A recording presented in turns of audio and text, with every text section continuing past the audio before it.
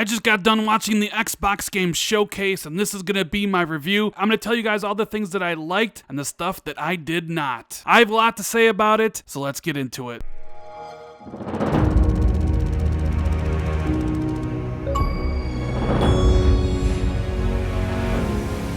What is going on, everybody? It's Randall Thor 19, the man with the million, back again with another video. Hope everyone's having a great day, and if you guys could do me a big favor, make sure you hit the like and subscribe button. Thank you guys very much for all the support. It means a lot to me. All eyes were on Xbox today as Microsoft finally gave us their E3 replacement show called the Xbox Game Showcase, where we saw a bunch of newly announced games from their first-party studios and some games from some third-party partners that will be launching day one on the Xbox Series X and in the future, like next year, 2021, and even further beyond that, 2022, maybe even 2023 for some of these games. I know the reaction is probably a little bit mixed. A lot of Xbox fans will love this show. I'm sure there are plenty of people that are in the middle, like this show didn't do enough. And of course, there are going to be people out here that said the show was absolutely horrible. I'm going to be very interested in seeing where your guys' opinions line up, so make sure you comment below what you thought about the show. For me, I thought the show was pretty good for the most part, although it could have been a bit better. There was a distinct lack of gameplay for anything that wasn't Halo Infinite, and even Halo Infinite didn't showcase the best, and I'll explain that when I go over each of these individual titles.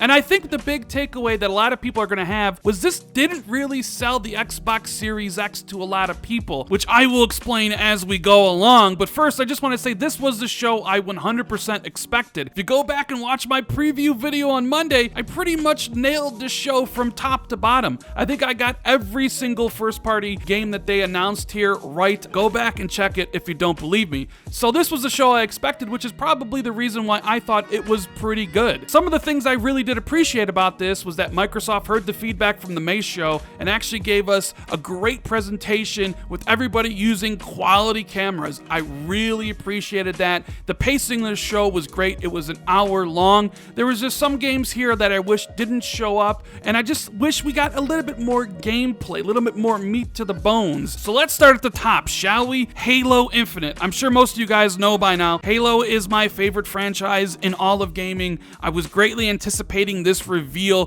for this new game. It's been 5 years since Halo 5 Guardians. I am so ready for the next chapter in Chief's adventure. And they started off with the trailer, and that got me really pumped. I could feel the goosebumps forming on my arm, and then we went straight into a 9-minute demo. And I'm a little bit mixed on it, but not for the reasons that you think. First off, I think the grapple hook, the addition of the open world, and the gunplay makes for an incredibly fun demo. I could imagine myself having a grand time playing around in that sandbox, attacking the brutes and the grunts as I complete my objective. So I am 100% with the gameplay and with the kind of open world aspect of it. However, the downside to it was I don't think the game looked visually impressive as it could, and that's why I mentioned before about this presentation in this game not really selling the Xbox Series X too much. For most people, I think they probably feel like Halo Infinite could have been done on the Xbox One X. There wasn't anything really special here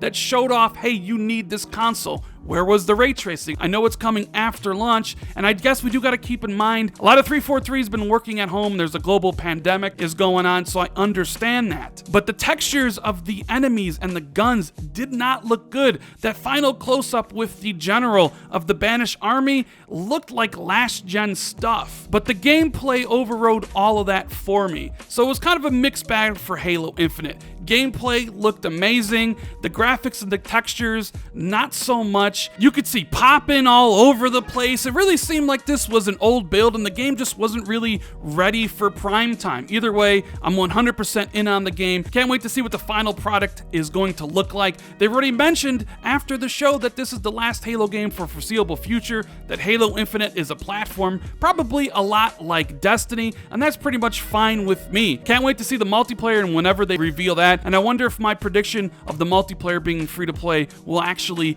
come true. true. So I guess my only really complaint about Halo Infinite is it didn't really show off what the Xbox Series X can do. Then we had an announcement trailer, whether it was CG or in-game, for State of Decay 3, and I gotta tell you, if that's how the game is gonna look when it comes out in a couple years, sign me up, because it definitely seems like a huge improvement over State of Decay 2. And I know a lot of people were actually shocked that Microsoft announced this game today, but I did predict it in my video. I'll give myself a pat on the back on that one. Then we went straight to Forza Motorsport. That's right, it's not called Forza Motorsport 8, at least not yet. It seems to be a complete reboot or reimagining of the series. It was a really short trailer, and Phil Spencer even said that it was early in development. So this game's not coming at the launch of Xbox Series X, like I said. I predicted it was going to be coming spring of 2021, and that might be wrong, because who knows, it might be coming the end of 2021, maybe even early 2022 at this point, but what they did show looked pretty goddamn good. Now, one thing I absolutely have to point out is that a lot of these games were only announced for Xbox Series X and PC, no cross-gen Xbox One support. And if you remember, a week ago, Phil Spencer said that their first party is going to be supporting the Xbox One for the next couple years,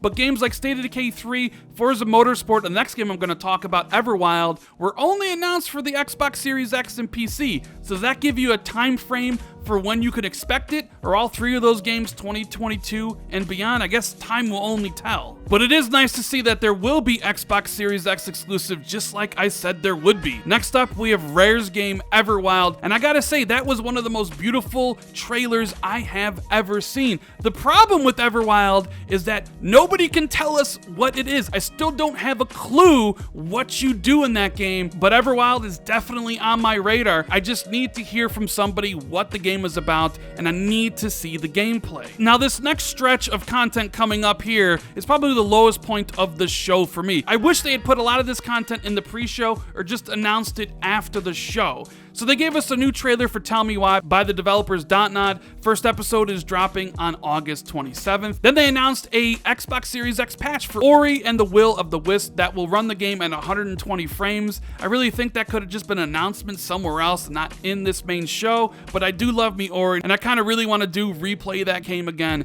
at 4K 120. Then we had some Outer Worlds DLC that is launching on September 9th, and a new trailer for Grounded, and I don't really have much interest for Grounded, but I will hand it to Obsidian because they made a damn funny trailer. I started cracking up when they said, hey, if you want to buy the biggest game of the year, buy Cyberpunk, not our game. That trailer was well put together. It was pretty damn funny. But I can sort of overlook Microsoft including the Outer Worlds DLC and Grounded in the showcase because it led to the announcement of Obsidian's new AAA RPG Skyrim game. That's right, it's called Avowed, and it was probably the biggest surprise of the entire show, and I cannot wait to see what this game is going to play like. Probably in 2022, if not 2023. Then we had a new game from Xbox Global Publishing called As Dusk Falls. It kind of has an interesting graphical style, so we have to see what that game's like whenever it comes out. And then we probably had one of my biggest disappointments of the show, and that was Ninja Theory coming out talking about Hellblade 2. We didn't see anything new from the game. I was expecting at least